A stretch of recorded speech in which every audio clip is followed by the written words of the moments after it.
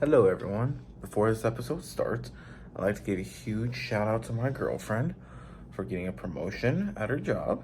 She's got a team lead position. Woo! All right, everybody go congratulate her. Her name is Trinity Mays Randall. Again, super proud of her. I'm glad she achieved one of her goals at her job. Again, shouting her out. Congratulations, baby girl. Now back to the podcast episode. And I also forgot to add, but she's also 19. So that's a really huge accomplishment for a 19-year-old. Getting a team lead position where the average team leads at the Walmart that she's at, like in their mid to late 40s. So very good job for her.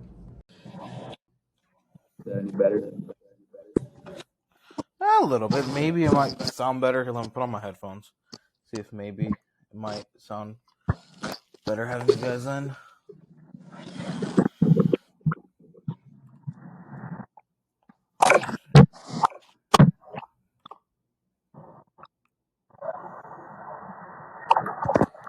Speak again. Better? It's still very quiet. I don't know why.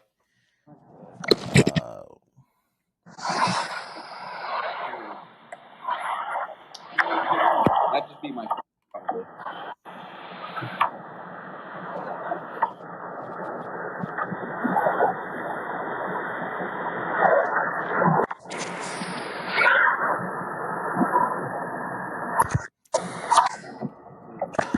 It just sounds like you have a fan constantly going on in the mic. Why that is? I'm trying Hmm. It's probably just like my phone, I'm guessing. Maybe. I don't have any headphones or anything. Yeah. Just try with those and see maybe.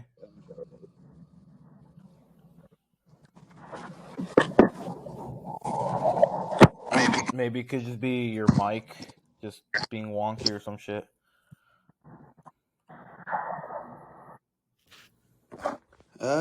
Can you hear me? Oh yeah, much better. All right, yeah, it's probably much better. probably just my mic then. Yeah, my phone, it's a little rough.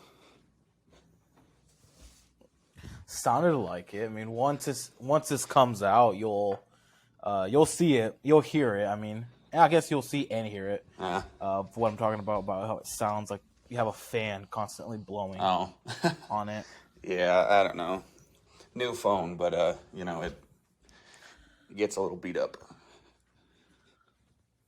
I mean, hey, sometimes shit happens, right? Yeah.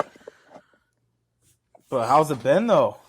Not bad, Just busting my ass, making money, or trying to. There you go. There you go. Yeah, you were kind of last minute because I was supposed to have Brandon on here. Yeah. Remember Brandon? Yeah. Lickens, however the hell you pronounce his last name. Yeah. Yeah, I was. He was supposed to come on, but then he kind of just bailed last minute. He just because I guess he said that he didn't have any more storage on his phone to download the app, and then he was quiet for about 30, 40 minutes, and then just straight up says, "I'm sorry, bro, but I don't think I'm gonna do it." Uh-huh. And I was like, "What?" It just came out of nowhere, so I was like, "Oh well, no hard feelings." I mean, Yeah, well, stuff happens, I mean, I don't think didn't want to be that guy that says, "Oh, but why?" But why? It's like, oh. It's like shit happens. I mean, I'm not gonna be a dick about it.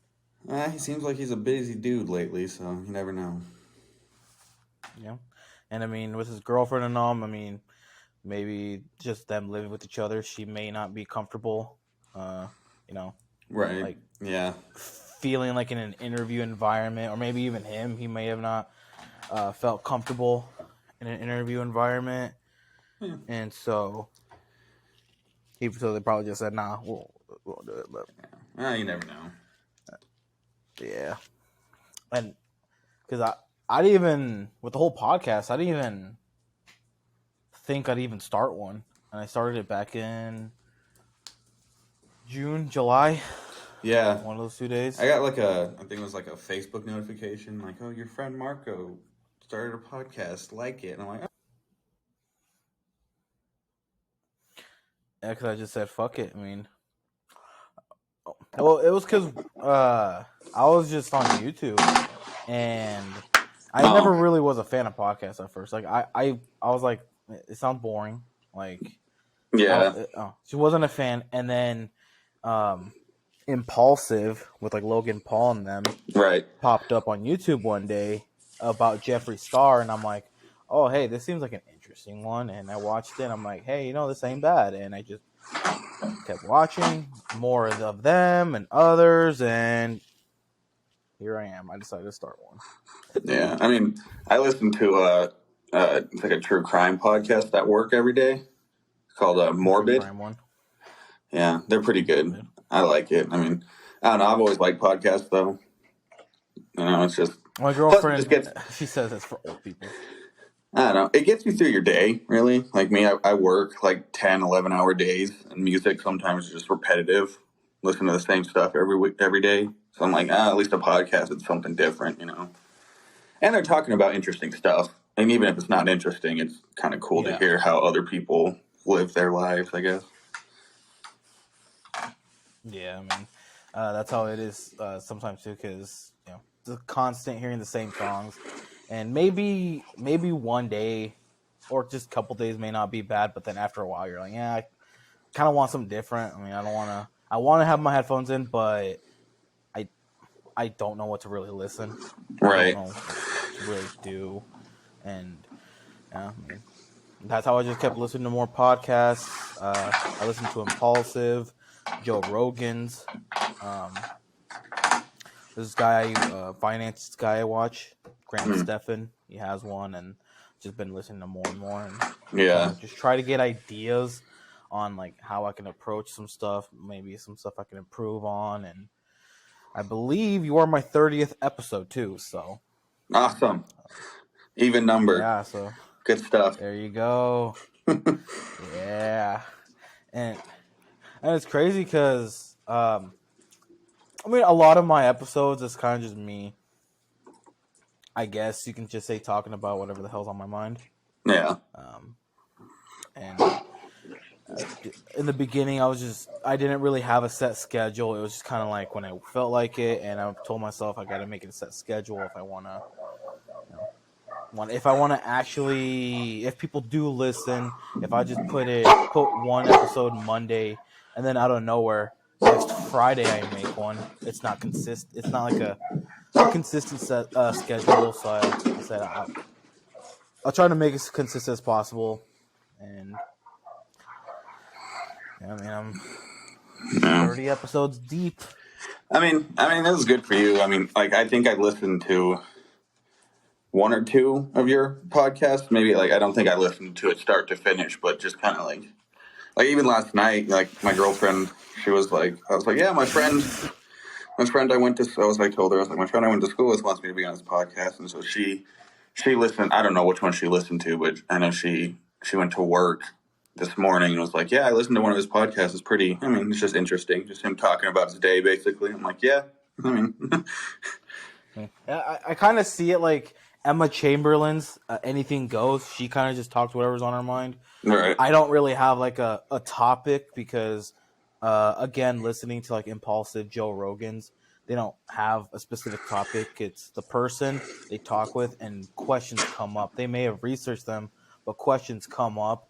And I feel like I like that more of a genuine. I like the more genuine type. I don't want it to feel like an interview where you sit down, answer questions, and that's it. It's like if we can vibe, talk. It sounds to me. I like those types. Right. You can like feel the vibe, you know. Yeah. I mean, well, that's how it is. Like I said, I listen to that true crime podcast at work, and even then, it's not just like them going through a serial killer. It's, I mean, they're pretty funny. You know, they don't even just, they're not like, they get through the case, but it's, for the most part, it's them like shit talking the serial killer, like, oh, this dude's a piece of shit. And it's just, their thoughts. Dahmer? Oh The Jeffrey Dahmer God, one. yeah. So we Mm-hmm. didn't finish it just because we got to a point where it was like this is more fucking stupid and funny than it is interesting. Like, but it was good. I mean, I would like on personal on my days off. I watch snippets here and there of it when I have time. And but my girlfriend, she's like, nah. I thought it was gonna be better. I thought it was gonna show all the kills and all this, and I was like, I mean, yeah, but In a way, I mean, it was kind of, I won't say odd, but it's just kind of one of those things. Like it just hits you in the face. You're like, oh shit, this isn't like a like people talk like a normal people talk like the people who were involved right, talk. Oh, this is what happened. This is how he was. It was they got a bunch of actors and actresses to basically reenact, start almost not almost kind of start to finish on everything. And right. then when you look at the actor, how well he portrayed it, almost looking like Jeffrey, you're like, holy shit, Oh God, he looked they so much. really Yeah, he went like they really went into detail. But I mean, it's that big money. People yeah. watch true crime shows, so it's that Oh yeah, it big gets money. people. Well, that's like we watched the first couple of episodes, and I was like, oh, this is pretty, more about his life and all that, and then. Cuts to one of those scenes, and the cops are looking through the house, and I was like, "Oh shit, that's a head in a fridge." They just showed that. All right, and I was like, "Oh, well." But I think everybody when they watch stuff like that, they expect it to be like, I want to see the kills, I want to do this, and it's like, well, a lot of the times that's not the point. They just want to get, show you why this dude did what he did, and I enjoyed it. It's not like I'm shitting on it by any means, but Yeah, it got to the point where it's like, oh, this is just goofy. Which it's a nice break from the real dark stuff that's been coming out on all these streaming services and. It's like, yeah, yeah, this is Jeffrey Dahmer. He killed and ate people, but he was also kind of a dumbass. yeah. I mean, it was just like I mean, we like I said, we needed something different, like Euphoria. When Euphoria was big on HBO Max, it was a talked about show, and I loved it. My girlfriend and I, we loved it because it it shows like the mental states of some teen. I mean, granted, they're not teens, but the age they're trying to reenact. Like Right. some of the shit they were going through, you're like, I'm like, you do realize some kids probably go through that shit and how hard it fucking gets them, Right. and them having to go through all that. It's like it just seems like nice. Like it seems like a cool show, but when you look at some of the stuff, you're like, well, I mean, this could like, why is this person the way they were? I mean, this person's got anger issues. Why does this person have anger issues? How does it tie into their relationship? Right. And Yeah, that was and it was one of the shows where like before we moved into the apartment we're in now, we are living with my girlfriend and she had a roommate and they would watch it and every new episode that came out. And, I was like I get off of work and I like, oh, you guys watch this stupid show, but then I kind of was one of those shows where you find yourself like not liking it at first, but the more you're walking through and like catching little sounds and like scenes of it, and you're like, holy shit, that's actually kind of like, I mean, some of it's way over the top, but then you're like, a lot of high school kids can relate to that. Not even just like the drugs and stuff, like the drama mm, and all that. So it's like, well, yeah. And I found myself like going from this is stupid to holy shit, this is kind of good. And, yeah, just like how you said. I mean, not just the drugs and everything, the drama, like with the guys and the chicks, and it was just interesting. I'm like, wow, HBO Max is showing all this. I know yeah. Netflix wouldn't let it fly. Oh Um, no. I'm like, I don't know. shit, I also HBO feel though Max. that like Netflix has kind of gone just downhill lately. Like, Did you see everything they're trying to do? I think they said at the beginning of 2023, they're gonna start charging people who share their Netflix yeah, passwords. I think I read that this morning. I was Yeah, like, I mean, and they're gonna add ads. Like on top of that, they're gonna start adding advertisements. wow. Uh, I think they said 2 to 3 minute ads, but I believe It may have been up to 5 minutes. I am not too sure. Yeah, I I'm mean, like, what the fuck? that's the thing though. Is like, so when we first got Hulu, we just did it with ads. We didn't do that whole like premium without the ads thing, and it was like we would get 30 seconds of the show and then 10 minutes of ads, and I'm like, okay, you know what? We're just gonna freaking pay for the no ads because it's stupid. We were trying to watch a movie, and it's like, oh, here's 30 seconds of the movie, and then boom, 5 minutes of ads, just one after the other. I'm like, come on, man, this is ridiculous. Yeah. So at that point, it's just like, But I don't know. I just Netflix is. I don't know why out of nowhere they're just like, oh, pay for this, pay for that, because for the longest time they were one of those streaming platforms or things where like people loved it because there wasn't ads, it wasn't that expensive. They can share their passwords, and now they're like, don't do that. We want money. And it's like you're like still the biggest streaming service in the world. Calm down.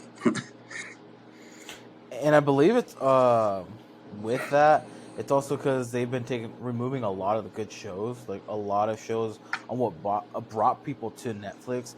They're removing them, and I mean, some reasons it's because now all these other companies are having their streaming services, and if it was already licensed, those shows, they're like, hey, we have our own. We don't want you sharing. We don't want that on yours anymore. Right. And if you do, we'll get a lawsuit involved. So we're taking that to us, and it's like HBO Max. We have it free because with Trinity she has AT&T. Oh yeah. With that they give HBO Max free, and so we go and they have a lot of good movies. I'm like, you would never see this shit on Netflix. Yeah, you never exactly. See this on anything. Well, that's because, like, I don't know. That's why I prefer HBO Max because, like, a movie comes out in theaters, and then HBO Max is also like, oh, if you don't want to spend all this money at the theaters, we're going to put it on our thing, and it's like you can watch all these new movies.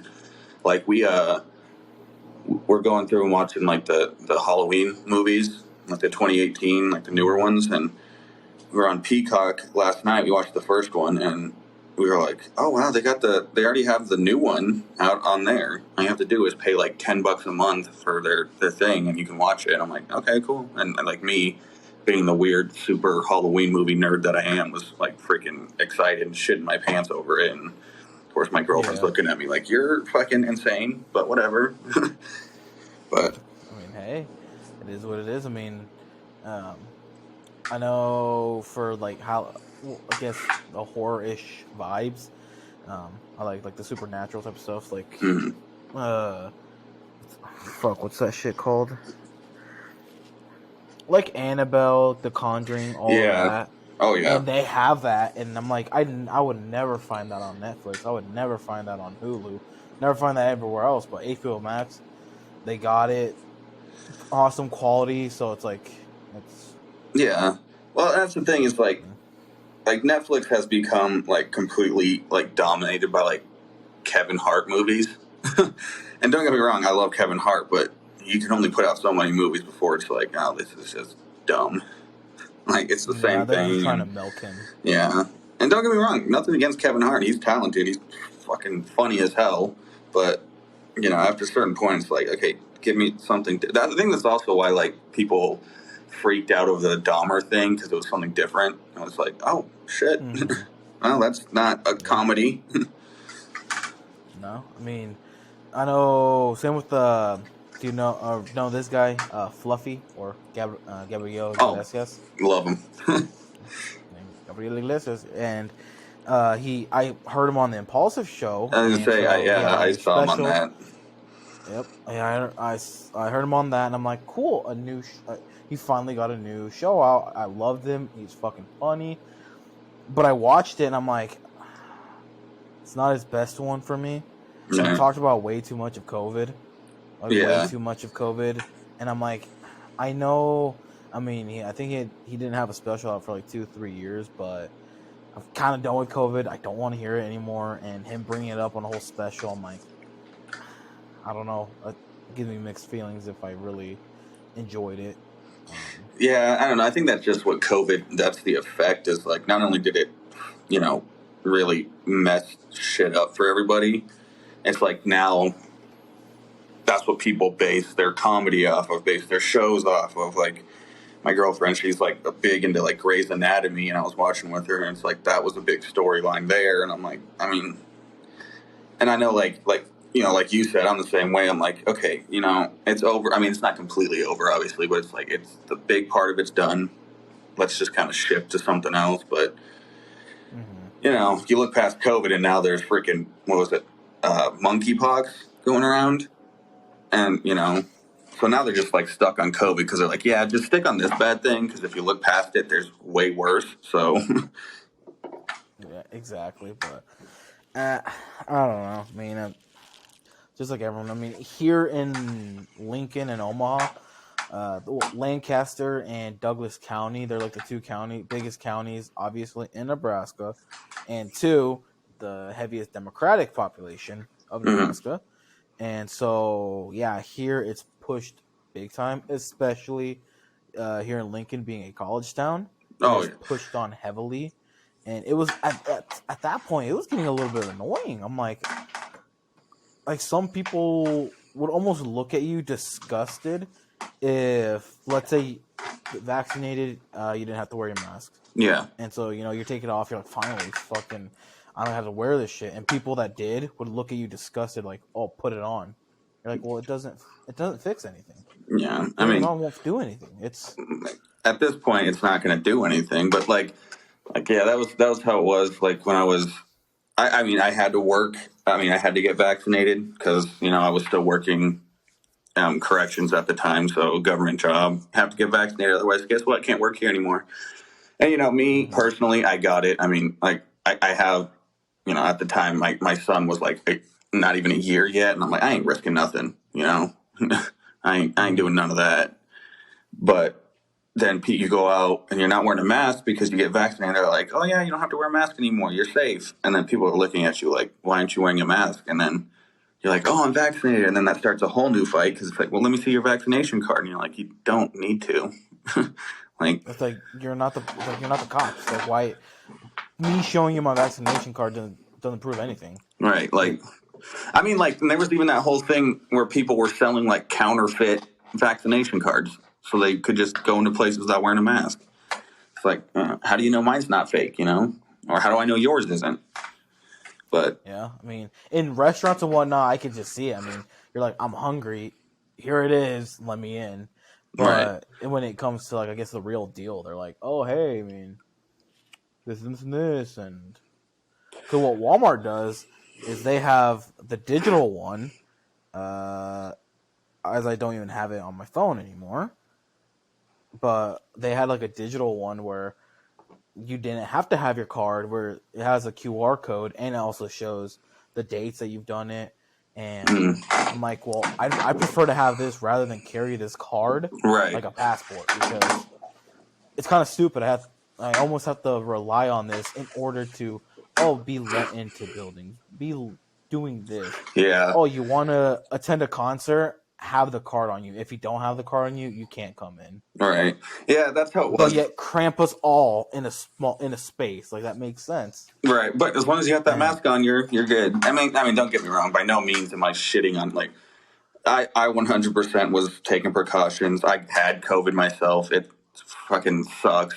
I'm not saying it's not real, but at this point, almost, like, I don't even know what the statistic is, but like a high percentage of the country is vaccinated. But like, I mean, my girlfriend, she has a friend who, I mean, he won't let you go anywhere around him unless you're wearing a mask. Like, he won't come into your, if he knocks on your door to come in to hang out and you're not wearing a mask, he's like, no, I'm not coming in. And it's like, that's what COVID did to people. Kind of, you know, freaked him out to that point where it's like, oh, we could die. And like, yeah, you could, but if you really look at it, you know, you can die of the flu too. But you don't see people freaking out about a mask when you say, oh, I got the flu. It's like, oh, you'll be fine. You know?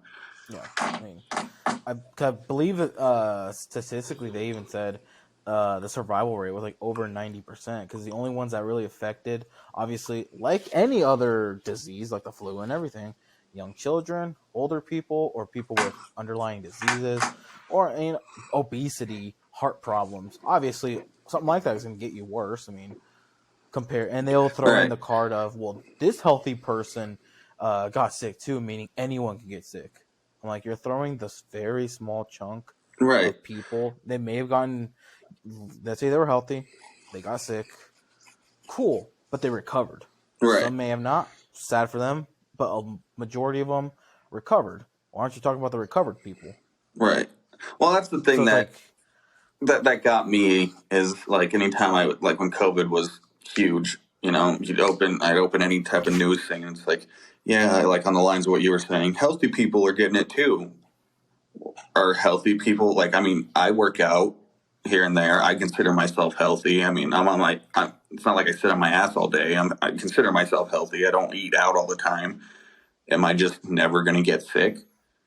Like, just because you have a healthy lifestyle doesn't mean you can't get sick. I mean, you have people who run marathons and then they end up with cancer. It's like, just because you're healthy doesn't mean you're going to avoid every disease known to mankind, yeah, I mean, and also help people who have like the best immune systems, even when they get the simple cold, they're the ones that it looks like they're overreacting. They're like, oh, I don't feel good, and oh, this. It's like it's a simple cold. Like, what? Right. I have a shitty immune system, and so I'm like, when I get sick, but I'm like, I'm gonna die. I'm like, I'm used to this shit, Right. and I know they said people with bad immune systems wouldn't do well with it, but I've also kind of feel like not, because if their bodies are used to getting sick so much that they may already have a higher chance of, maybe yes they get sick, but a higher chance of recovering compared to Right. someone who doesn't get sick regularly, and their bodies don't know what to do because they're not used to it, and that could be why they're trying to say these healthy people got sick and died. Like, it's made because they never got sick, so their bodies never Right. And so, had the opportunity to adapt. right. And that's how, I mean, like, I don't get sick a lot, like, really sick. I mean, I can handle a cold, but, like, if my throat starts hurting, I'm the biggest baby. I'm like, oh, I need medicine. I need this. I need that. And, like, my girlfriend's looking at me, and she gets sick very easy. And so she's looking at me like, well, why are you being a crybaby? And I'm like, dude, I'm never sick, so it sucks for me. I mean, it happens, but your throat hurts or some shit. Get some tea or some nice hot soup. Mm-hmm. Oh, yeah. That shit heals wonders. Well, that's the thing is, like, that's what I tell my girlfriend. And, you know, obviously, I mean, as you know, you grew up in a Hispanic family. We have weird shit to fix sicknesses, But, like, she's like, well, because, like, when we were sick growing up, my mom would give us, like, honey and a little shot of whiskey because it would warm our body up. And I told her that, and she was like, well, your mom should go to jail because she's giving, she's giving a child alcohol. And it's like, no, you're not getting a shot. You're just getting like a spoonful. It's not like you're getting shit faced. And she's like, why? And I was like, I don't know. They grew up in a Hispanic family and said their parents did it for them. I don't know if that's all Hispanic families by any means, but each culture has some shit to fix their sicknesses, and not a lot of people get it. Like, I don't know, I can't even think of any other examples, but I'm sure there's something out there where, like, but I'm also very, like, if you tell me, oh, you stubbed your toe, go put it in a cup of milk because my culture does that, I'd be like, okay, I'll try it, whatever.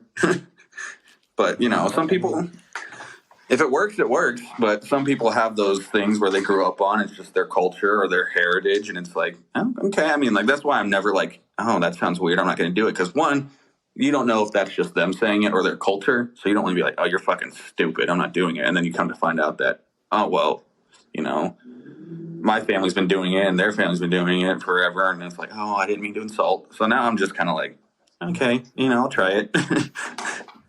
That's why some people in those type of cultures, they and even people here in the U.S., they don't, unless it's really really bad, they don't really like the fact of using just like simple drugs like the ibuprofens, Right.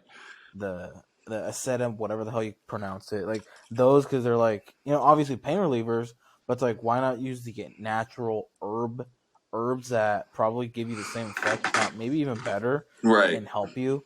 And that's why so many when I listen to Joe Rogan's, they're talking about how they're more and more people in the states are trying to push to legalize marijuana. Right. I mean, Nebraska's gonna be very hard. I'm just gonna say that it's gonna be very hard for Nebraska to do it.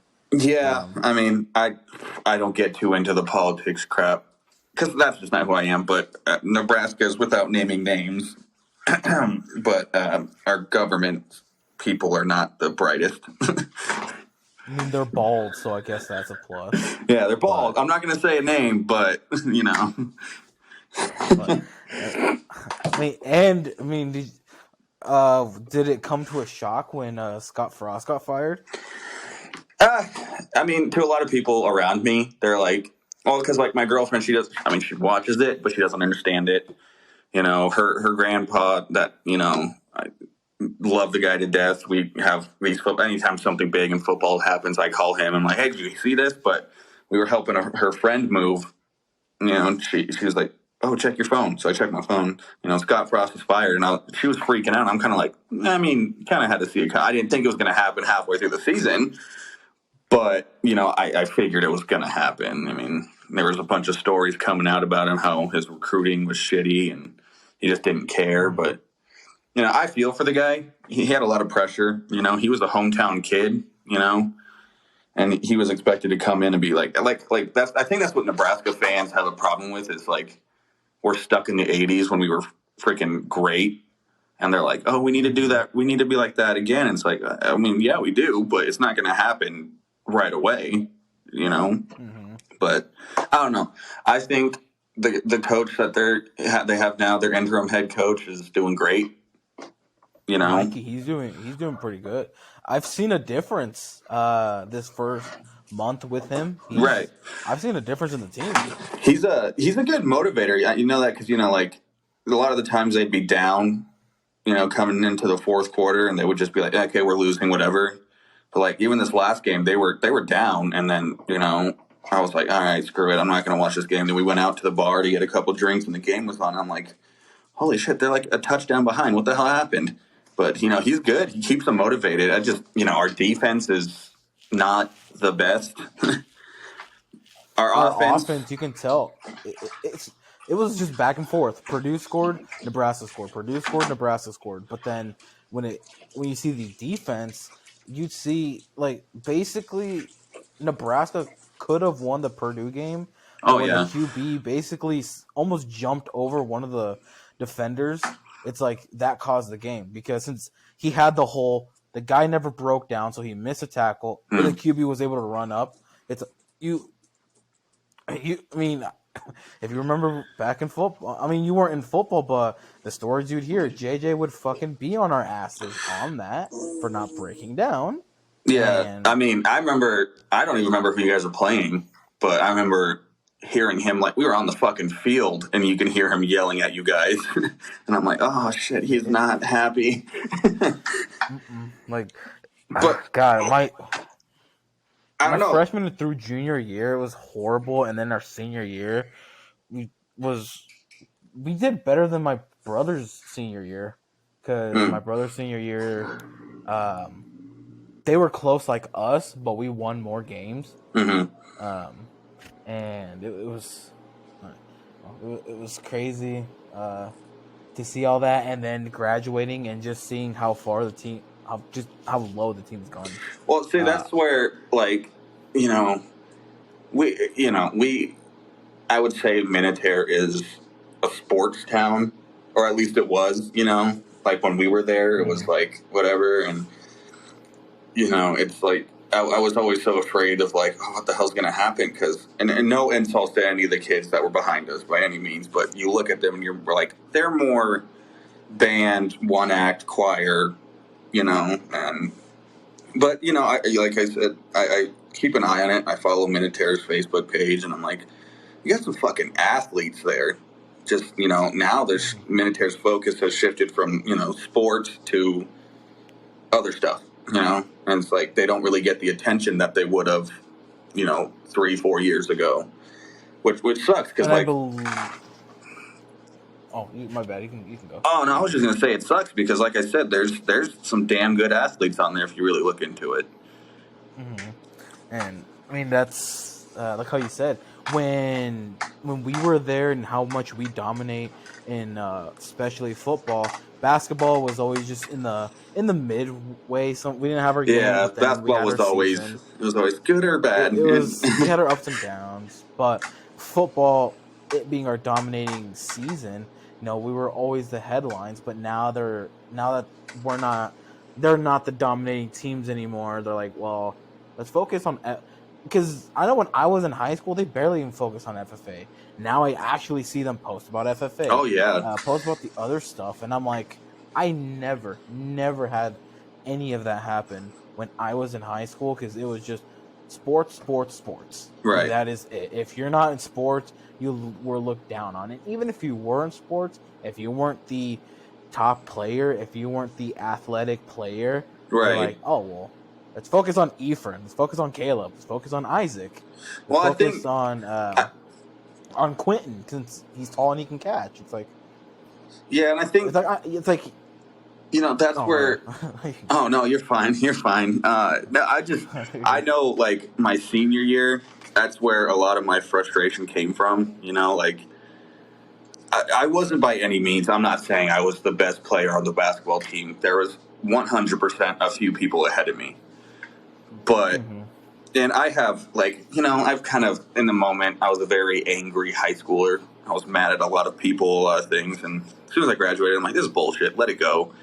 Kind of flourished into this guy who's like, yeah, you pissed me off, but I don't hate you. But that's how it is. Like, in my senior year, it was like, there's a couple of guys that were on the teams that were seniors with me. And they were like, oh, this is stupid, because why are, these younger guys getting all the attention? We're the seniors. And it's like, and the moment I was mad too, but now it's like, well, I don't think we would have gotten that far without the Caleb or the Quentin and all that stuff, and we wouldn't have been I mean, my last basketball game, we went to double overtime.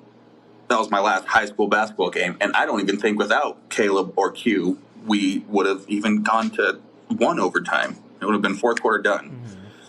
And, looking back on it now, it's like, yeah, that game sucked because we lost, but I wouldn't have wanted. Yeah, you want to, I want to go to state. I want to do this, or at least get to state. And my last game is, we lost our first game at state, but we got there. Me, personally, we lost to Layton in double overtime. And, I remember, the final buzzer went off, and I was just kind of standing there on, half court. Like, oh shit, that's it, man. I'm done. That's it. I'm done. And looking back on me now, it's like, just be happy. That was a hard fought game. I think James walked out of there with a broken nose or something. I had a bruised rib, all sorts of messed up, and I was like, I wouldn't have had it any other way. We fought, but like you said, now it's FFA, and even more so, I would go as far to say Minutair is like a volleyball school now. Because anytime I look at it, it's volleyball, and then, football. Yep. Football's there too. And I'm like, high school me's why are they getting all the attention? But adult me's good for them. Those girls work hard and they kick ass. Good for them. They need the attention too. But, I do got to say, like I said, as an adult now out of high school with different outlook, I'm kind of glad to see that, FFA, choir, bands getting all the attention, because and I forget her name, and I'm sorry, the band teacher. Stacy Stalers. Yeah, I mean, we didn't really have the best relationship when I was there. I mean, I stopped doing band because of her, and I was a devil child to her, which I regret because she really was a decent human being. But she does a lot for them. And, she deserves the recognition she's getting. And, it's hard to be that good of a teacher and teach at somewhere like Minutair, somewhere small, But, I know the community appreciates not only her, but you got guys, teachers like Foster and Mrs. Escom and all them who are just buckled down and in it for the long run. And, I know I attribute a lot of my quote-unquote success now to Mr. Foster, because he really drilled, if you want something, go fucking get it. And it's not going to come to you, and that's kind of the mindset I have now. And, I attribute that to him. We were very lucky where we were a small town. We had teachers who cared. A lot of people looked at it as, oh, you're weird because your teachers are involved in your lives. And it's like, okay, yeah, I can see how that's weird, but they're not directly involved. But if you have a problem in your personal life, they're going to help you. Yeah. Because, I never really was, like, close to teachers. But, I can totally understand because, a lot of them, it was also me. I was a quiet guy. If I talked, I talked and whatever, but I wasn't never, like, the athlete. Yeah, people looked at me as the top student, but it's not because, I was the smartest guy. It's like, I may have just been book smart or whatever. Right. But when it came to, like, education, a lot of times that's where, like, me, Jackie, Haley, like Kaisha, and all of us would get the recognition. But then when it came to sports, more people were getting the praise and recognition when it came to that. Right. And sometimes it's like, like with Ephraim, when he was all over, he broke the state record, the high school record for shot put. I'm like, oh, perfect. Like, I'm glad, and this and whatever. And, him getting a lot of the recognition, it's like a lot of that is going to get in their heads when they graduate, because having all that attention, they're going to expect everything to get handed to them. Right. And like, some people would like to follow their journey, and right. And kind of, what happened. Yeah, I was gonna say we're not gonna point out specifics, but what we thought was gonna happen. We didn't think that was gonna happen, but we all kind of knew that it was gonna go to his head. But and again, that's the thing, is it's very much, like me. I was at state track with Ephraim every year. I was there. I was competing for state recognition, but because Ephraim was this close to breaking our school record, focus shifted from me to him, and people don't realize that at my senior year district track, I couldn't run my 2 mile because I had like heat exhaustion. 800 came around. I was pissed off. I was annoyed that, oh yeah, Ephraim's going to state. And I'm like, hell no, this kid is not. And don't get me wrong. Then before, we knew who the whole Ephraim thing, I considered Ephraim a friend, a good friend. That we went to state with each other the year before. We got to know each other, and I was like, hell no, that kid is not going by himself and getting all this recognition. And then I qualify for state, people not realizing that I was 2 seconds away from breaking the school record. And, at the time it bothered me, but the more that, it went on, I was like, whatever. Senior year, I got to go to state, whatever. Yeah, because it doesn't matter. Like, now, like how you said, now that we're adults, I'm 21, gonna be 22 here in February. It's like, and I still sometimes look back and I'm like, wow, a lot of the shit I did in high school does not matter. It really, I focused so heavy on it in high school, thinking I was gonna be a loser, a bum, because I wasn't the top athlete, I wasn't the most talked about, and I come into adult life, it's like a lot of those people that were a little more talked about, I barely see them active on Facebook anymore, active on Instagram anymore. They're just working, doing their own thing, and it's like, wow, none of that shit mattered. ACT, people would talk about the ACT a lot. Yeah, that was a bunch of shit, like college, WNCC, Shadron, all this other stuff, and I'm like, oh my god, this and this. As I got older, as I've been wanting to get more of an entrepreneurial mindset, right. I'm starting to get my license to be a real estate agent, so then I can learn real estate like that, so then I can build my real estate portfolio. I have the podcast and other stuff I have planned, and I read a book called Rich Dad Poor Dad. I read it and I'm like, it just opened my mind much differently. I'm like, you know what, honestly, like I'm not a person that says don't go to college, but I'm like, when it comes to financial education, when you look at that differently, you're like, wow, it's I looked at stuff differently, and I'm like, wow, everything I learned in school kind of doesn't mean shit, because really, I'm not saying everyone needs to be a millionaire or whatever. I'm not saying that Right. everyone needs to. I mean, everyone would love to have $1 million. They open their bank app and boom, $1 million. Right. It'd be the dream of everyone. But then when you realize how none of that's taught in school, you're like, wow. You kind of open That's your eyes and you're like, wow. that's one of the things that It's I read. I don't even remember where I read it. I was probably just in some stupid magazine, but this guy said, you know, a lot of these people who are successful are working minimum wage on $1 million mindset, and I'm like, that hits me, because it's like I don't have to be making $1 million a year, as long as up here I'm thinking like a millionaire, whatever. Because I mean, I agree with you. The whole like don't go to college thing. I'm not vouching for that. Like, I'm not saying, oh, don't go to college, you don't need it, because some people do. Some people take it and run with it. Like me, I took almost 2 years, and then I quietly went through school. Nobody knew. Nobody knew about my life. Like, I still meet people that I went to school with or I was close with in school who's like, you had a kid? Or you did this, you did that? And I'm like, yeah. And like, that's the thing, is I went through school. I got a degree in, criminal psychology and forensics investigation through Colorado State. Nobody knew. Nobody knew. But that's the thing, is like, that goes back to the high school thing, because me in high school, I was looked at as an athlete. I quietly graduated with a 3.4 GPA. I got a 24 or 25 on my ACT. I was by no means looked at as the smartest kid in my damn class.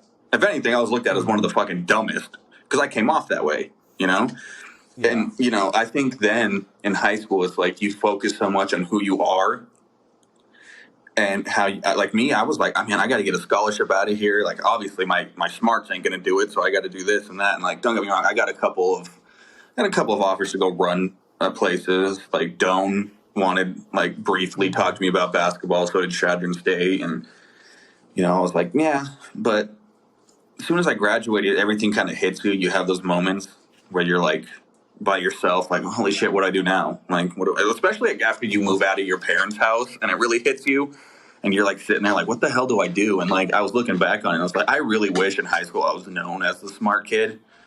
And, and like you said, you weren't looked at as athletic. And like, I mean, I know personally, because, I really, we got to see each other grow up. We went to that school you were only a year behind me, and it's not like by any means, like I always loved everything you did. I never had any hatred. I wasn't ever like, Marco, but Yeah. I was like, if people were like, oh, what do you think of Marco in high school? I'm like, oh, he's really smart. That's the first thing I'd say. Oh, that kid's fucking smart. But you look back now and it's like me, I was like, I wish that I would have shown people that I was quietly more intelligent than I came off. Because, after you graduate, you get people who are like, I mean, obviously I graduated high school and I did the stupid ass partying myself out. Like, I'm 22 years old. I don't even like going to the bar because I'm partied out. I'm like, nah. But like, people would be like, huh, you didn't go to college, this and that. And I'm like, damn, I wish you would have known how smart I really was, and you'd get it. But, it's too late. And now in life, it's like, and like I was telling you, like I worked corrections for a long while. I promoted up, and as I was getting my degree, it really helped pay for that and cover that. And then I got a good job down here in Kearney, and, has nothing to do with and that's the thing, like you said, like, college doesn't really matter, because I got a degree in criminal justice, and I'm working a great job building engines for people's custom cars and loving every second of it. So it's that's and it's like the thing you said. It's like, you read books, you read this, you read that, and you're like, yeah, man, that's what I want to do, and I'm going to do it. And people like you stay motivated. It's like, yeah, no, this is what I want to do. I want to do it. And that's what I like with your whole podcast idea thing. I was like, I saw it and I was like, man, good for you, man. Good for you. And it's not like you go into these things like expecting to blow up right away. Some people do, but you know, and that's why like I loved your idea of like, that's why I was like, yeah, man, I'll be on it for you. I'm like, cool, because it's like, one, I'm supporting a friend. I'm all about it. If you're like, oh, hop on my Twitch stream with me and do this, I'm like, okay, yeah, cool, man, whatever you need. And you know, I was like, yeah, man, I'm willing to hop on there and just kind of fucking bullshit and talk about life. But you know, it's something that you wanted to do. You know, I don't feel like you put out your first podcast and was like, yes, this is going to get 50 billion listens in my first week and I'm going to be rich. Yeah. You know, it's just something you wanted to do. You sat there, I want to do a podcast. Cool, whatever. So you did it. I mean, I can tell you, like, the only one. Like I have a lot of, you know, appreciation for that because, like me, if I want to do something, I'm like, nah, I don't want to, just because it's like, what if people don't like it? You just went out there and did the damn thing. You were like, yeah, fuck, I don't care if anybody likes it or not. I want to do it. This is more for me than it is for them, you know? And that's kind of the mindset you got to have. If you want to do it, go fucking do it, you know? Who cares if you get 20 views or 20 million, you know? Just do your thing. If it makes you happy and you enjoy it, do it. Yeah, because with the whole podcast, I'm like, you know, I talk a lot. My girlfriend always says I talk too much. So I said, maybe that could be a great attribute for being on a podcast. Because I talk a lot, that could be a good qualification on to do it. And one of my goals is, because nothing really much comes out of Nebraska. And I'm like, Nebraska's not going to be my permanent residency to stay in. But if I could become the podcast that came out of Nebraska, that'd be just already a big achievement, where it's like, I mean, yeah, you got all these big ones, but they're all like based in California or like New York, Florida, Texas, states that people were like, well, obviously California, obviously this state. Right. But it's like, oh yeah, I know this podcast and it came out of Nebraska. Who the fuck lives in Nebraska? Right. And, well, that's the thing is, like, become a voice. Even I get excited where, like, I'll be on like TikTok and there's this girl, there'll be a couple of big people from Nebraska, not like people that are celebrities by any means, but pretty, you know, decently big TikTokers. And I can't think of any names, otherwise I'd give them a quick shout out. But, you know, there's a few where I'm scrolling and, like, you know, there's got their captions like, oh, gotta love living in Nebraska. And I go and click on it and it's like from, you know, North Platte, you know, they're from Lincoln. And I'm like, holy shit, look at you guys go, represent Nebraska. And then, like, you're looking through the comments and you get to see people from, like, Bluffs. I saw a couple people from Bluffs, like, oh, Scott's Bluff here, you know, cool, I live in Nebraska too. I'm like, holy shit. Like, that's what I think I like about Nebraska. Like, California, you know, you're expected, you put something out, it's kind of expected to blow up. Because it's like, oh, I'm from California. And when people from Nebraska even so much as get an ounce of a little bit of, like, 15 seconds of fame, the people are really behind it. It's like, good for you, represent Nebraska, good job. It's never any hate. I mean, you get the one or two there who's like, oh, why are you doing this? This is stupid. But that's on anything in life, really. Yeah. But I don't know. I think, like, I think it's cool, you know. I mean, especially if, and, you know, you keep this up. And like I said, I'm fully supportive. I'm going to start listening to everything you put out. If you start a YouTube, I'll watch every video. You start this, I'll do that. You know, I'll support in any way I can. But, you know, you blow up, I'm going to be like, one, I was on the podcast. I was the backup option. Fuck yeah, let's get it. Yeah. And two, that's, you know, I know the kid. He's from Nebraska, and good for fucking him. Really, like, awesome. I mean, thank you. I mean, that's really how it is. Like you said, because California, I watch a lot of YouTube, and it's like this person, living in Cali, or this person in NYC. They talk about rent in New York City, like, $3,000 a month, and it's a 400 square foot apartment. I'm like, yeah. I have like a 720, I think, 7 something square foot apartment here in Lincoln for about $1,000 a month, and it's a good, like, this right here would go for like 4,000 or 5,000 in like New York City or LA, and they glorify the $2,000-$3,000 a month, or even 4. I'm like, how is that glorifying? Like, this shit feels good. I'm like, you're right. Like, $1,000 a month for I think it's 780 square foot apartment for some shit that would cost 4,000 in LA. I'm like, fuck no. Right, and like we moved it, like where we were living before. we were paying $1,500, but that was split between, me, my girlfriend, her roommate, and then there was one other random ass roommate that lived there with them when I moved in. And that was split 4 ways, so it was easy. And then we found our own place after our lease was up, and her roommate stayed, and we were like, "Nah, we're gonna get our own place, whatever." And we pay $800 a month for a 3-bedroom, 2-bath apartment, and it's a nice ass apartment. I mean, nice as you can get in Kearney, but and that's the thing is like Kearney's a quote unquote college town. It's not Lincoln big, obviously, but it's like we were looking at apartments and people are like putting apartments up for rent for like 1 bedroom, 1 bath for $1,500 a month, and we were like, oh shit, that's expensive for 1 bath. But then you, like you said, you look at like New York, like that TikToker who's like, oh, how much is your rent? If that apartment would have been in New York, that apartment would have been easily $4,000. And it's like, oh shit, well, and it's not even that it's nice. It's just it's New York City. They can charge what they fucking want, and people will pay it. That's the thing.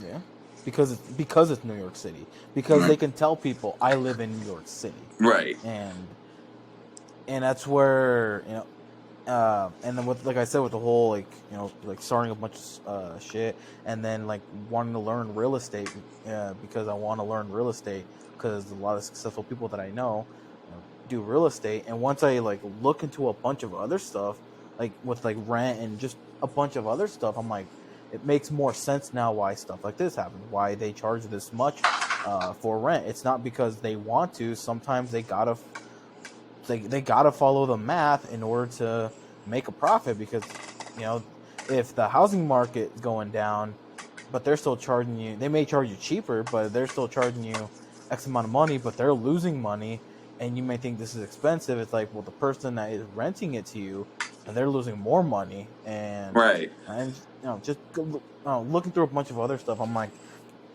wow, I never would think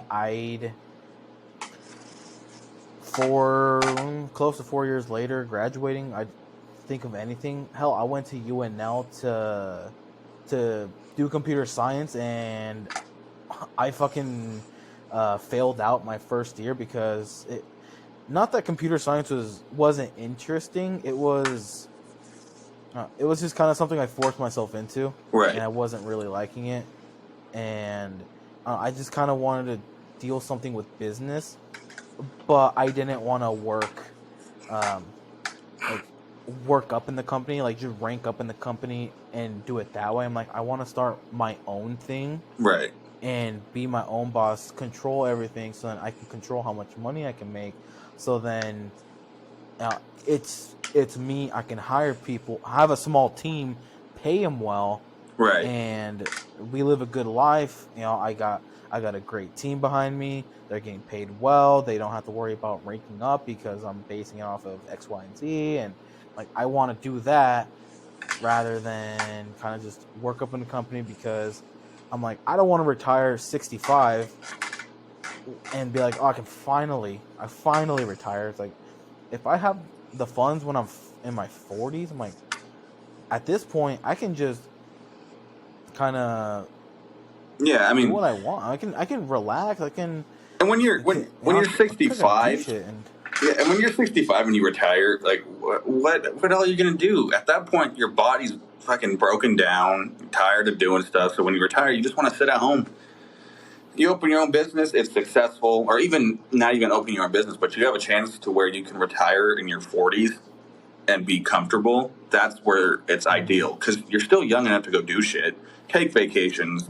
You have kids, play with your kids without your fucking hips breaking when you stand up. But it's all just, I guess, dependent. Like I feel you on the whole like not wanting to work up thing. I've been there where like working corrections. You start off on the lowest level, but it's a government job, so it's paid good. It's real good. Can't complain. Never have any complaints about corrections. I'll always talk highly of it. But then you promote up, and then you promote up, and it's like, to me, and I see your point of view where it's like, why work up if I can just do it this way? And that's how I would ideally want to do it. But there's people like me who it's like, when I work up and someone comes and tells me, hey, guess what? Promotion, you did a great job. I'm like, awesome, cool. My fucking work paid off, good. But then I get home and I'm like, this would have been a lot easier if I just, one, applied for a higher position because I'm qualified, or two, just fucking did it on my own, But, some people just don't see it that way because, they grow up in, like we grew up in Bluffs and Minutair. It's all old school type parents where it's like, you bust your ass off from the ground up, But we're from a generation where it's like, yeah, but why do that if we can fucking, I'm the company, I make the company, and I start off as, and like, and people like my dad, I'm like there's been times where I'm like, what, I kind of want to open like me and Evan, I don't know if you remember Evan, but we were talking about, and we were very close to opening up like a mechanic shop in Bluff, because it's like we were like, this is shit that we like to do. This is a passion, And he was at the time, he knew I was going through school for criminal justice, and he was like, yeah, but it's not in your degree. And it's like, I don't care, because if I can open a business or work somewhere where it's my passion, I'm gonna fucking love my life, And obviously, it fell through. I moved to Kearney, but honestly, in the long run, that's something I'd like to do. Even if it sucks that I'm in my 40s and I can't retire in my 40s because I'm barely opening this company. I'd still, if I get a shot at it, I'd do it. But yeah, it's like how Joe Rogan said, okay, that's in the past. You're right now. Do it now. Right. Exactly. It's like you can't. If you didn't do it back then, I'm sorry. Sorry you couldn't do it, but you're in right now. Do it now. And right. And that's because my biggest goal, like my number one biggest goal, is to be a millionaire by the age of 30. And talking with a lot of these people in the real estate business, I talked with this guy's name's Adam Briley. He's the founder of the Briley team in Omaha. They're like the number one team in Omaha.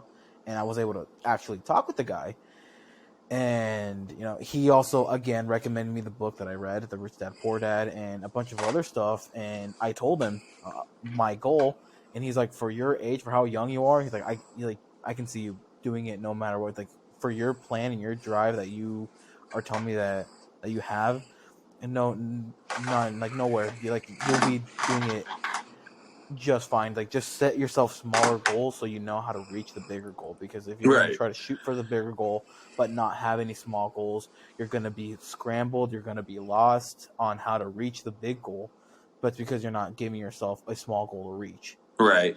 And that's one thing, like, my dad raised us on, is like, set small goals and then one big goal at the end. Because if you keep achieving these small goals, you're going to stay motivated. Because, like, holy shit, I'm fucking winning. I'm getting all these goals. And then when you get to the big one, it's like you have that motivation, you have that drive. It's like, I did all of this to get here. It worked.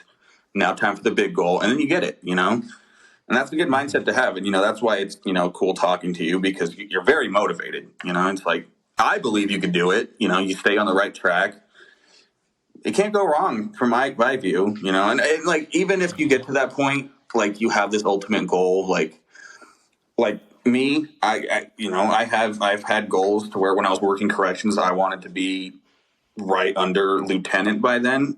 Didn't work out at the time I wanted it to. And then, I made the move up here because I accepted a really good job, but yeah, it bummed me out. But then I was like, just because I didn't promote by the age I wanted to, I was probably going to promote next year.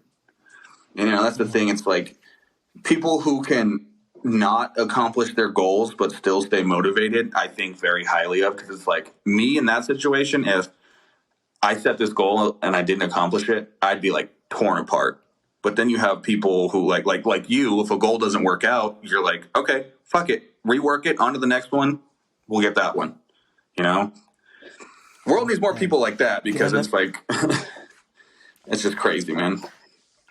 Yeah, and like one of the biggest ones, which I've gone through these stages with, like, when it comes to mental health, because you beat yourself so down on reaching that goal where if you don't get it, you just beat the living hell out of your mind to where you think you're a failure.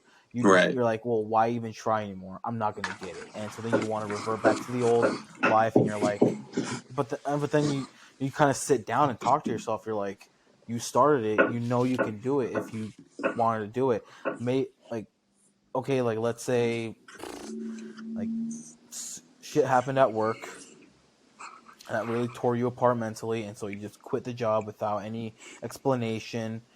And you know, it's like, yes, you're struggling to pay bills now because of that, but it's like, look into it, see why you're going through that, because that's going to build you up to do something else that'll completely get you to where you want to be.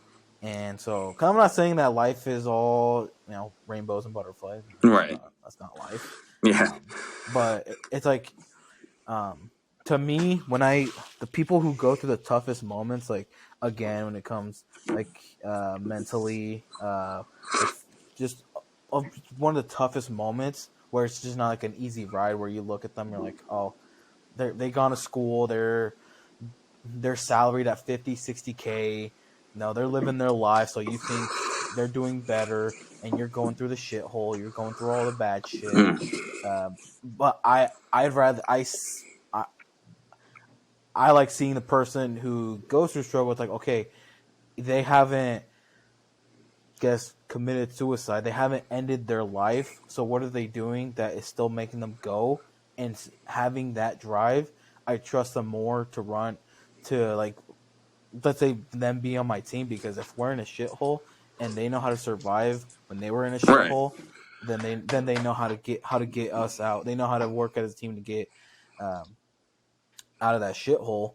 And Right. and that's why, like in school, I hated of just do this, like, kind of like, this is life, stick to it. This is what Right. you do in life, stick to it. It's like, well, I don't want to. Like, what if I want to do this? I want to do more. Will I have to go through a lot of struggles? Yes. And but I don't want to live the basic life. Right. I want to take the risk, because I know I can reach it. So then I can be living the life I want, not rather than hoping I can live the life I want, but I can't do it Right. because I'm living the basic life. And again, I'm not talking bad on people that want to. I mean, everyone has their different goals and dreams. Right. I don't shit on people that that work their jobs. And like I told my girlfriend, because she tells me, she's like, "Are you gonna look down on me when you're a millionaire?" I'm like, no. If you're a CPS worker, if you're making 25 an hour, $30 an hour, I'm not gonna look at you differently. I'm gonna just love you like how Right. like when I first met you. Like, I'm not gonna belittle you and say, "Oh, why don't you have this Maserati like I do?" It's like, no. Like, I'll gift you a fucking nice ass car. I'll gift you your dream car. Right. But I don't ever want you to think, oh, now that you made it, you're gonna belittle me. It's like, Right. And no, that. I don't want to shit on anyone. Like I don't want to. I don't want to be looked at like, oh, you made it, now you're gonna talk shit about people who bust their ass off. It's like, no. Like, I know people who are extremely underpaid, and it saddens me, because, like, holy Right. shit, I know these hard ass workers who will bust their ass off and are only making 16 an hour, while the high school kid who comes in late, is chewing gum, is on their phone 24/7, gets paid the same amount, and they're not doing it. They're not doing the hard work that this person's doing. And so it's like, Right. And I mean, that's I how. don't. That's what I've noticed a lot is like I have a couple of friends down here who, they're like servers, or bartenders or whatever, and I have one, couple specifically where one's making a good amount of money. Mm-hmm. He doesn't make any less than I do, but he never has money, and it's like, why? And then one of my other buddies who's a server at Applebee's always has Mm-hmm. money. And it's not like, and I don't ever like, I was, when I was working corrections, obviously, like government jobs, even people who've never worked a government job know damn well they take care of you money wise, Yeah. health wise. You're never going to be struggling. And I got to a point where, and again, I don't brag about money, but I got to a point where I was making so much money, I didn't know what to fucking do. I was literally like, I was paying my bills. Because before that, I would have to tell my landlord, hey, I'm late on rent because I don't have the money for it. Not because I spent something stupid, because I'm accepting these stupid jobs where I'm not able to get rent. And then it got to the point where I was paying all my bills on the first of every month. And I'm like, okay, now what? And so I just wouldn't touch my money because I didn't know what to fucking do with it. And then come to now, I have all this, a good savings account. I have all this, I have all that. And you look back on it and it's like, it's like what you were saying, we graduate high school and we have people expecting you to do this, go bust your ass off and get this hardworking job. Like for me, my family was like, I graduated and it was either go to school or go work at the railroad with my dad. And I didn't want to fucking work at the railroad. I was like, that sucks. One, they lay off everybody. No shit talk to anybody who works at the railroad because those motherfuckers work hard. But I was like, that sucks, And so I did something like even unexpected to me. One, I enlisted in the Marines, half-assed and stupid, like an 18-year-old dumbass would do. And then I sat there and I was like, yeah, I don't want to do that. And I literally got canceled my contract like a month before I was supposed to go to basic. I panic texted my recruiter. I was like, hey man, I can't fucking do it. Like I did it half-assed. I shouldn't have done it. I shouldn't have made this promise. I'm sorry. And he was like, you know what, man? A lot of kids do it. And he goes, go find something you fucking love to do and do it. He goes, this isn't it. Obviously, if you change your mind, you can come back. But right now, obviously, this wasn't it. And he was like, good for you for realizing it. And then, I did something my family didn't expect. I did something friends didn't expect. I fucking got a job working corrections. And everybody's like, what? What the hell? I was even like, corrections? Yeah. Adam? Yeah. Moreno? Like, holy shit. Well, that's the thing. Yeah, because we were working at freaking Walmart together when I left, when I got hired there. And, everybody was like, wow, good for you, all this and that. And, and it literally, I was like, I don't want to work at Walmart for the rest of my life. And no shit talk to people who do. I've known people who worked at Walmart their entire lives and are very successful and very, have a good amount of money and are well taken care of and stuff. But, and like you said, it's just not for me. I wanted to do something that, one, surprised the hell out of people, and two, it was a risk for me and it kept me excited. Like corrections, it's not like what you find is every day is different from the last.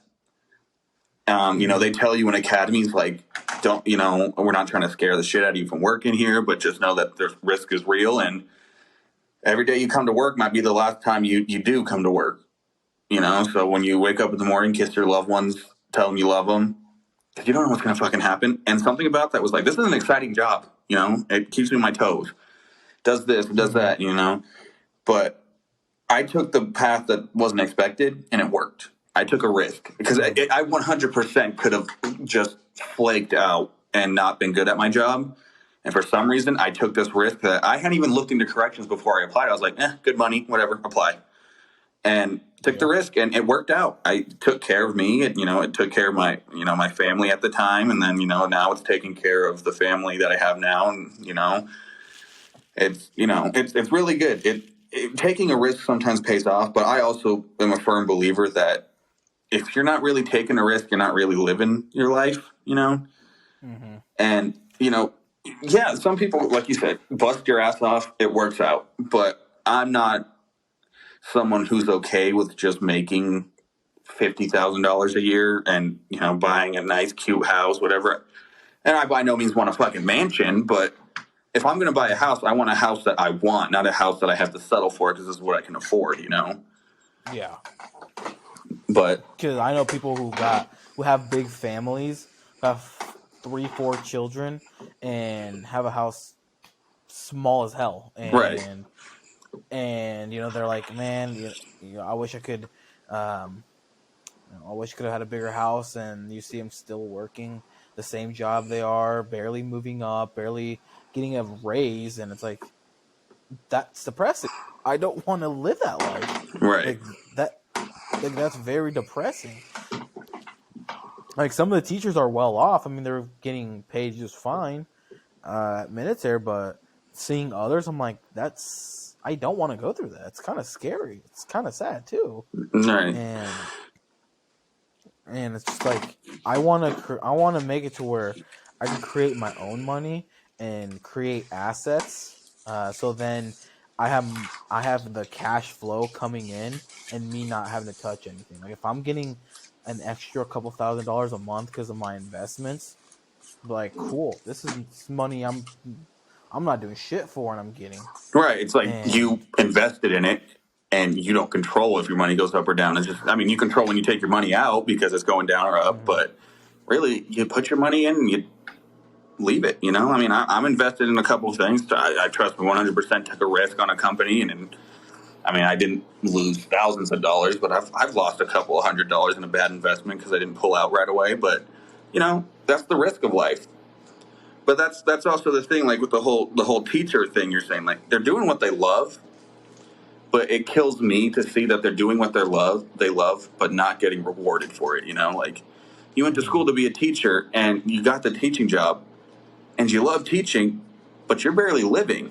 And to me, it's like awesome, you're living your dream, but are you really living your fucking life? Like, And that's also the thing. It's like I don't want to work so much that I'm not living a life. Like I know, starting a company, doing a bunch of other stuff, I have to grind my ass, to get the life I want. But it's like I don't want to work so much to the point where I'm not living a life. Like, and then the only amount of life I can live is that 1 or 2 week I get because of work, and that right, is it. And it's like no, because what if um we have a successful month and I want to take the team out on a nice time out. Like right, hey, we did really good. Let's go out. Let's go out for a couple of days. Let's go out for a week or so and head out to this place. I'm like, I don't want it to where it's only that week or two that allows me to have that, because it's like, well, what if I have stuff happening? I want to take a week off. Like, oh well, a bunch of factors come in. You're like, I, I need it. Like, I really right. need this time And off. And that's the thing yeah, is like big companies where you're, you know, the grunt, you just bust your ass off. You're like, hey, I need like a week off. I'm tired. You know, this and that. And they're like, oh, well, you don't have enough hours saved up to take time off, so no, can't do it. And then you're like, no, fuck it. I planned this vacation 2 years ago. I'm taking this time off. And you get back from your vacation, and it's like, hey, we got to let you go because you just fucking. It's like, oh, that's shitty. I mean, that's why I like where I work, because they're like, you know, you get personal days right away, and they're very understanding. Like, yeah, I work Monday through Friday, 6 a.m. to 4:30 p.m. Sometimes longer, but you know, and then sometimes a 5-hour shift on Saturday. And you know, I get it because it's like I love what I do. When I'm going to work, I'm enjoying myself. It's not like I'm like, ugh, this sucks. You know, I mean, yeah, it's like, oh, this mm, sucks. My body hurts. I'm doing all this heavy lifting, but by no means am I doing grunt work. This is something I wanted to do. The job got offered to me. They wanted me. They take care of you. I mean, obviously, it's not just a factory where you're making engines. This is like someone wants this specific engine, you make it. And a lot of the times it's celebrities, you know. We never get to see them, unfortunately, but, you know, they'll send someone to pick it up, and there you go. But, you know, that's like you said, you want to reward. That's why I think the United States has such, you know, their unemployment rates and this and that. I don't think it's people don't want to work necessarily. I think it's just they don't want to work for these assholes, you know, where it's mm, like, like, I mean, when my son was born, they were going to give me a day off. They're like, oh, well, enjoy your day and then come back after that. And it's like, and I told them, I was like, no, I mean, one, you know, I had a child very young, planned. mm-hmm, I'm just putting that out there. It wasn't like a mistake where it's like, oops, my bad. No, it was planned, you know. And the girl I was with at the time, we were like, let's do this. mm-hmm, You know, and unfortunately it didn't work out with me and my son's mom. You know, no hate to her. She's a wonderful mother. But, you know, I told them, I was like, I'm not taking just one fucking day. Okay, listen, that's not happening. And, you know, yeah, but also at the time, you know, I was obviously working corrections, and they were like, yeah, you're right. You know, you just had a fucking kid. Good. You may have just cussed us out and yelled at us because this and that, but you're right. We were wrong. And that's why I like working there, because it's like, you know, you got, like, I think it was like 3 mental health days a month. So if you were just having a bad, you know, you see some shit working there. And, sometimes it affects you, and it's like, I need a mental health day. You call in and tell them, they're like, okay, cool, whatever. All right, see you later. Bye. Yeah, But, and that's why, and like I said, the whole unemployment rate thing, it's like I said, I don't think it's like people just don't want to work for assholes. Not that they don't want to work. It's like, man, I got hired at this place and I needed to take time off because my grandma died or my mom died, and they said no. And so I was like, no, fuck you, my mom died. And then I came back the next day and, I didn't have a job. and that's kind of why I like my generation because, well, I guess our generation, cause we were born in the same time, is because we're starting to see the bullshit that some people go through, and we're like, we don't want that. Like, Right. why should we go through that? Why Like, should we we want see that? what it causes. We see what it does to some people. It's like, why do we want that? We Well, don't want that. I can tell you, like, when I first started working, and I don't know how it is for other people like you or not, but, like, I had a shitty boss in one of my first jobs, and I was like, wow, did my parents fucking go through this, and they're still doing it? I was like, no, fuck that. I am not going to do that. I even had a sit-down talk with my dad. I'm like, is your boss an asshole? And he goes, yeah, son, but, you got to work your ass off if you want to do this. And I was like, I don't like that. Like, don't get me wrong, I'm all for bust your ass, but bust your ass if it makes you happy and it's rewarding. Not just because you have to do it to survive, and then you get your paycheck at the end of the week and it's $230 because of all this and that, and then your body's hurting and you're tired and you're stressed. If you're busting your ass, do it for something that pays off. Like, yeah, like I get off of work and my body hurts, but that's just because I'm lifting heavy shit and my feet hurt. It's not because they're like, oh, fucking, with whips and chains and smacking you and, like, oh, work, do my job. No, like, this company takes care of you, Like, today, I left early. I told them, I was like, hey, I gotta go. And they were like, okay, cool. See you tomorrow. I was like, awesome. And, because, like, I'm so used to being like, oh, they're gonna yell at me. Oh, no, they're gonna yell at me. And I was like, shitting my pants. And they're just like, okay, see you tomorrow. Enjoy your night. I'm like, oh, okay. And that's like how you said, like, I've gone through a lot of shitty bosses. I'm like, people go through this, they're like, oh yeah, and I don't like of work hard to impress them because they get rewarded and you don't. Right, exactly. Work hard to impress not only them but impress their bosses so they get rewarded, but you don't. You get a pizza party. You get food in the break room. Right. It's like, I don't want that. Why should I bust my ass to not get rewarded if I can bust my ass and not a paycheck? I get money wired into my account that's like 25,000. It's like I got that money because I worked for that. Right. I didn't have to rely on this. I didn't have to bust my ass to prove to my boss that I'm a good worker. It's like, I busted. I told myself I could do it. I worked hard for myself and it paid off. I got this coming in. I have this, I have that, and I'm like, this is much better to me rather than bust my ass off and stay a couple little time of overtime and say, oh, after taxes, your check went up $80. Right. It's like, $80? Like, for staying late? Like, that's dumb. Right. And it's like, oh, okay, cool. But then you look at tax and you're like, oh, you would have gotten this, but we took out a total of like $230. And it's like, why? Come on, man. It's like, so that overtime did nothing. Yeah. Yeah, and that's why it's just like, work for when you start and work when you're done, because sometimes when you work too much, you're like, sometimes depending on how much overtime is allowed, because depending on the company, they might not say, hey, we're going to crack down on overtime for these next couple of months because we're down, so you're going to have to work from the dot to the other dot. You can't go over. Right. And we're going to have a talk. Right. And it's like, I clocked out a minute late and you still get this talk. It's like, what the fuck is a minute going to do to you? Yeah. And it's like these like healthcare workers that work 12-hour shifts, and they might think, oh yeah, look at all this money that I'm making. It's like, some of you guys are on salary, so really, yes, it can be some great money you're making, but you are also on salary, so that 12 hours you can work 14 hours and your check is still going to be the same. Right, it's the set And amount, and it's not like, it, and they and don't even realize hourly that is like, because, and that's what a lot of people don't realize, like, especially salary people I've noticed is they, you know, oh, well, yeah, I worked overtime today. Did they tell you were going to get like a little bit of a bonus on your check for that? No. Well, if you're on salary, you're going to get the same thing you get every pay period.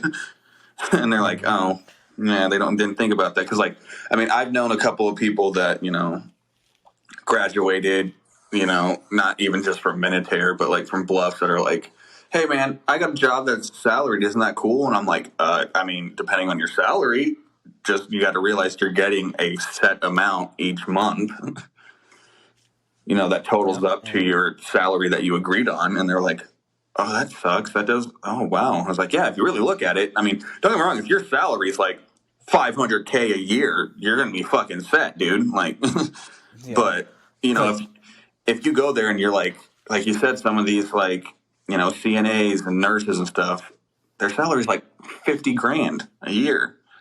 And it's like, oh yeah, that's livable if you're a single person with no pets, no, roommate, and you pay like 800 bucks a month in rent, you know? But mm-hmm. you add in, nurses who have a kid and maybe don't have, like a husband or the boyfriend around.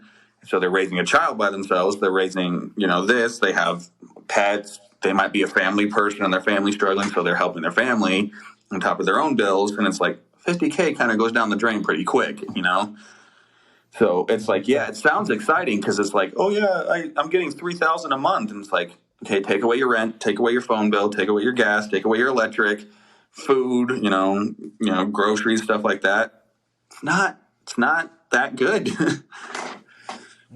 And that's also another thing because the title may sound good where it's like, oh yeah, like I want to be I want to be an RN because my cousin's an RN. She's making great money.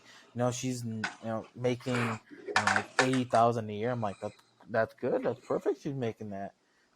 But as time changes, as inflation happens and a bunch of other stuff happen, that 80,000 can only go so far because if now they're making 80,000, now it's they get a new car, not a 15,000, 20,000. They now want to be driving a Suburban. They want to now Mm, be driving a $45,000 vehicle. So they have to finance that. Now they want to go get a house with their husband, or maybe they still are in an apartment and maybe want to move up. That's called lifestyle inflation. Now they want to move up. Now your $7,000 a month goes down to 3,000, and right, you're like, and because again in the book it said it's not how much you make, it's how much you keep. right, And it's true exactly, because you can make 80,000, but at the end of the month, how much of it have you kept?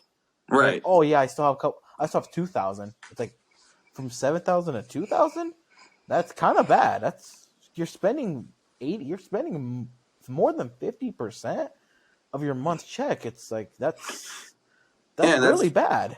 that's the thing is like, you know, your example of like, oh, this my friend is making 80,000 as a registered nurse. It's like, okay, but her 80,000 now was like 100,000 when she started, but because of inflation, it's just money doesn't spend the same.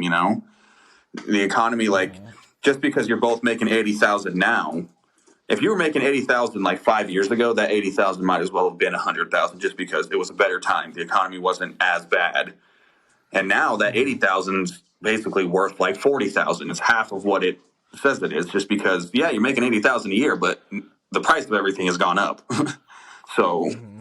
Mm-hmm. like, I mean, like before we moved out of our other house that we were in, got a note in the mail from the landlord, and he's like, "Oh, by the way, if you decide to, release with us, rent's going to go up $150 extra dollars a month." And I'm like, "Oh, yeah, no."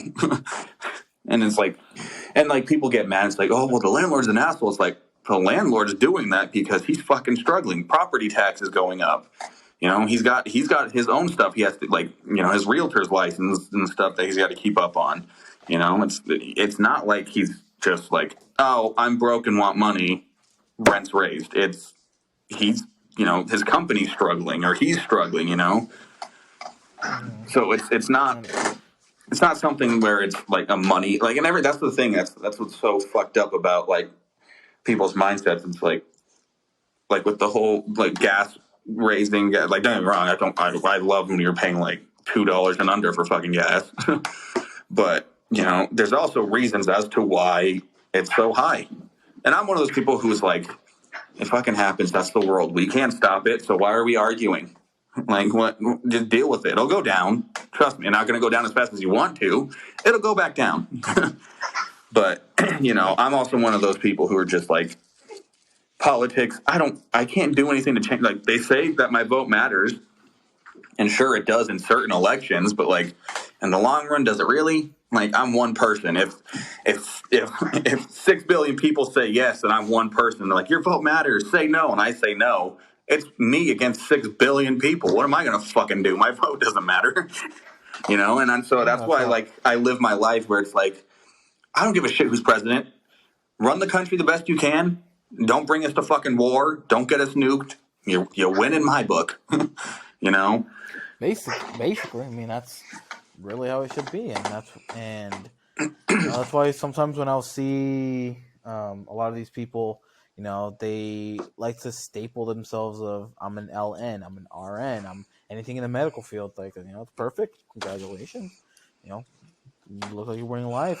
But if you're starting to, you may have pretty good salary, but now that you're doing a lifetime inflation, you may look like you're making a lot of money, but at the end of the day, how much of this are you starting to keep? And so now you may look like you're living the shit, but these purchases you're making, it may look cool, it may look good on photos, but really, how good is it in the long run? Because 2 years from now, congratulations, you got a raise of $10,000. That's a couple hundred more in your check. Now you want to get more, right? Yeah, because of that, and now you're stuck in that same rat race and whatnot. But right. I don't know. That's why I want to push myself for more, push to get more. I've already promised my parents I'm gonna retire them, so they don't have to again work till they die. Right. I want to retire them so then they can finally relax and really, yeah, just kind of do that. It's a good goal, Yeah. Well, man, I don't think I have anything else to say. Trinity is kind of like, I don't want to say rushing me, but man, I always see her on her lunch, and so it's kind of just saying take your time, but kind of like in a way of take your time, but get over here. Yeah, basically. Yeah, no, I feel you, brother. Yeah. But hey, it was great. It was great talking to you again. You just came to backup. It just hey, it worked out. I'm happy to do it. Happy support.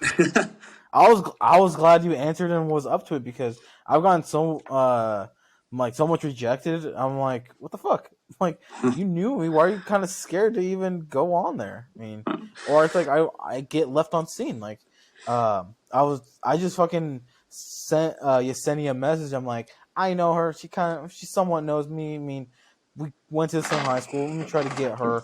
Leave me on red. I'm like, oh, thank you.